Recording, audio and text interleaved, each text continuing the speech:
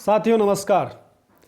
आपका इस YouTube channel पर हार्दिक स्वागत एवं अभिनंदन करता हूं कि आपने YouTube चैनल को विजिट किया। साथियों, आज मैं बहुत दुखी भी हूं और एक तरफ खुश भी हूं।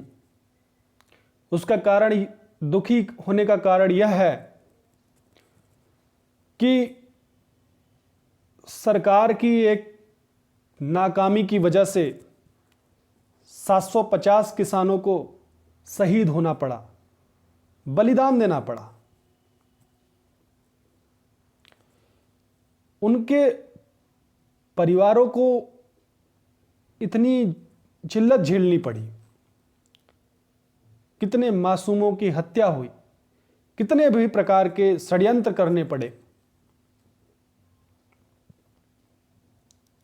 सरकार ने जिस कानून को लाई थी, अभी तक जिस कानून के बारे में वो अच्छाइयाँ बता रही थी, अच्छाइयाँ गिना रही थी, आज के दिन से उनके लोग और वो उसकी बुराइयां कर रहे हैं। अब उसकी समस्याओं के बारे में बताएंगे। मैं सबसे पहले अपने उन किसान भाइयों को अश्रुपूर्ण श्रद्धांजलि देता हूं कि वो देश के इन 3 कानूनों से बचाया, अपना बलिदान तक दे दिया, शहीद हो गए। उनको मैं और मेरी टीम अश्रुपूर्ण श्रद्धांजलि देती है एवं ईश्वर से कामना करती है कि उनकी आत्मा को शांति मिले एवं प्रभु अपने शरण में लें। साथियों, मैं सरकार से पूछना चाहता हूं कि अगर कानून वापस लेना ही था तो ये चीजें आपको पहले क्यों नहीं समझ में आई? देश के संसाधन का इतना नुकसान क्यों? किसानों की हत्याएं कराने का कारण क्या रहा? क्या इसको तानाशाही कहा जा सकता है? ये आप निर्णय कीजिए साथियों कि क्या यह तानाशाही का रवैया है या एक शासक का रवैया है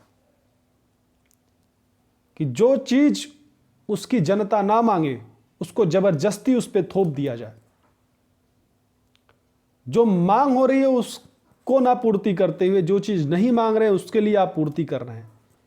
इससे तो यही समझ में आता है, तर्क यही लगाया जा सकता है कि आपका कहीं ना कहीं बड़े घरानों से, पूंजीपतियों से संपर्क रहा है, उनको लाभ पहुंचाने का आप काम कर रहे हैं। यह मेरी राय है साथियों कि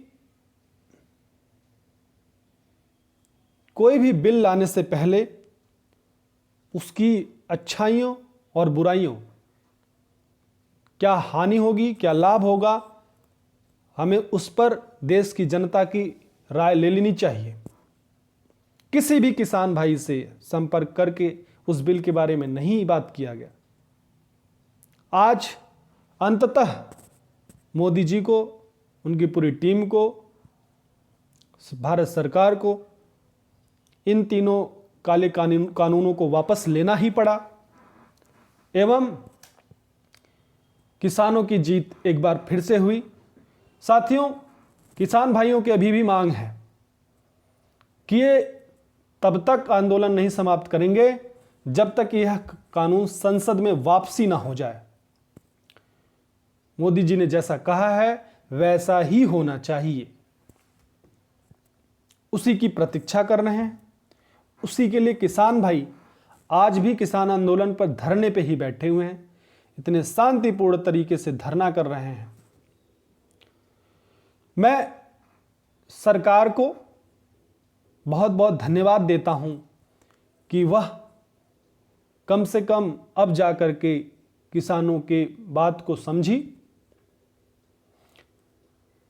एवं उन किसान भाइयों का धन्यवाद देता हूं कि जो अडिग रहे, ठंड में, गर्मी में, वर्षा में, सभी मौसमों का उन्होंने सामना किया और अंत में अहिंसा के मार्ग पे चलते हुए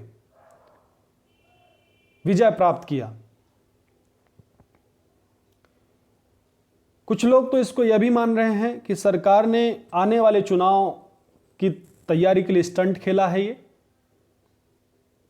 उत्तर प्रदेश में आने वाले 2022 के चुनाव को हारने से बचने के लिए सरकार ने यह स्टंट खेला है।